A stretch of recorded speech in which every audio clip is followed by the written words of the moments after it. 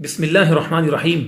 حج یا عمرے پر جانے والے مرد حضرات کے لیے شریعت مطہرہ نے احرام کی پابندی سے نکلنے کے لیے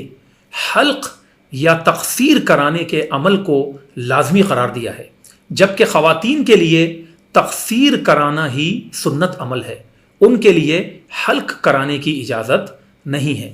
اب ہم آتے ہیں کہ حلق کیا ہے اور تقصیر کیا ہے اور اس کے احکام کیا ہیں، اور حلق اور تقصیر دونوں میں زیادہ افضل عمل کیا ہے۔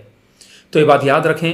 کہ مردوں کے لیے حلق کرانا اور تقصیر کروانا یہ دونوں ہی جائز عمل ہیں، لیکن ہمارے نبی مکرم سرور کائنات صلی اللہ تعالی علیہ وسلم کی سنت طیبہ یہ ہے کہ آپ علیہ الصلاۃ والسلام نے حجۃ الوداع کے موقع پر حلق کروایا، اور حلق کروانے کے بعد نبی کریم علیہ الصلاۃ والسلام نے تا قیامت آنے والے امتیوں کے لیے یہ دعا فرمائی اور ارشاد فرمایا، رحم اللہ المحلقین، اے مولا، اے رب العالمین، میری امت میں جو حلق کرانے والے ہیں ان پر تو رحم فرما۔ تو حضرات صحابہ کرام رضی اللہ تعالیٰ عنہم اجمعین بے چین ہو گئے، اور صحابہ کرام رضی اللہ تعالیٰ عنہم اجمعین نے عرض کی کہ یا رسول اللہ صلی اللہ علیہ وسلم، آپ یہی دعا تقصیر کرانے والوں کے لیے بھی فرما دیں۔ اللہ کے نبی علیہ السلام نے پھر دوبارہ حلق کرانے والوں کے لیے دعا کی اور فرمایا،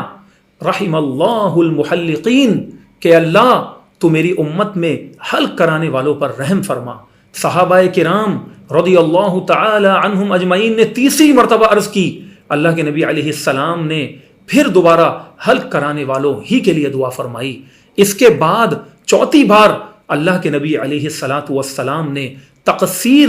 کروانے والوں کے لیے دعا فرمائی۔ تو اس حدیث سے ہمیں یہ پتہ لگتا ہے، یہ بات ہمیں سیکھنے کو ملتی ہے کہ ہمارے نبی علیہ الصلاۃ والسلام کی 3 دعائیں لینی ہیں تو وہ امتی حلق کروائیں، جس سے بھی ہو سکے اس افضل عمل کو اپنا لے کہ نبی پاک صلی اللہ تعالی علیہ وسلم نے وہ مبارک دعائیں جو حجۃ الوداع کے موقع پر اپنے غلاموں کے لیے کی تھیں، تو ان دعاؤں میں سے 3 دعائیں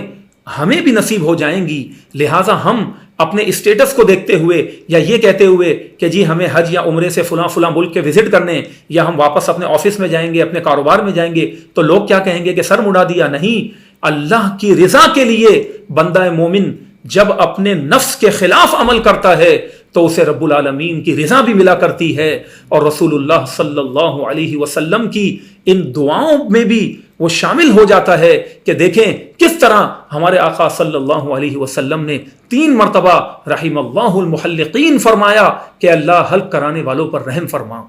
اب ہم آتے ہیں تقصیر کی طرف کہ تقصیر کیا ہے۔ تقصیر کا مطلب یہ ہے کہ کوئی بھی شخص اگر پورے سر کو نہیں منڈوانا چاہتا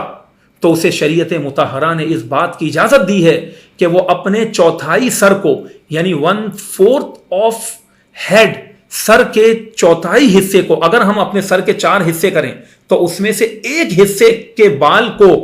انگلی کے پورے کے برابر جو ہے وہ کاٹ لے، کم از کم اتنا کاٹ لے۔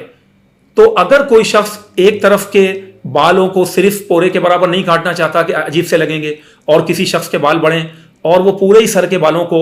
پورے کے برابر، انگلی کے پورا اس کو کہتے ہیں، انگلی کے پورے کے برابر اگر کاٹ لیتا ہے تو بھی اس شخص کی تقصیر مکمل ہو جائے گی اور وہ احرام کی پابندی سے باہر نکل جائے گا۔